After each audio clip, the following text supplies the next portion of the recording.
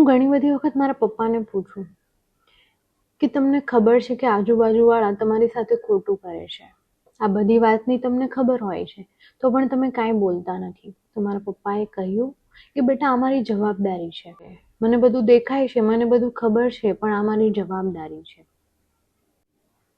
કંઈ વાંધો નહીં દીકરા, પોતાના કર્મ છે ને પોતે જ ભોગવે છે. ભગવાન શ્રી કૃષ્ણે કહ્યું છે, જે પુરુષ એને પ્રકૃતિને સમજી ગયું અને ગુણોથી ઉપર ઉઠી ગયું, એટલે કે કોઈ પણ લગાવ વગર કર્મ કરતું રહે, એ જન્મ અને મરણના ચક્રમાંથી બહાર નીકળી જાય.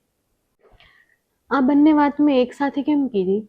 કેમ કે અહીંયા આ શ્લોકમાં શ્રી કૃષ્ણ એક વાત કહે છે, તમે જ્યારે સમજી જાઓ છો કે આત્મા અને પ્રકૃતિ એટલે કે ભૌતિક દુનિયા એક સાથે રહે છે, આપણે ખાલી લગાવ નથી રાખવાનો, આપણે આપણું કામ સ્વાર્થ વગર કરતું રહેવાનું અને લક્ષ્યને ધ્યાનમાં રાખીને પ્રયત્ન કરતું રહેવાનું.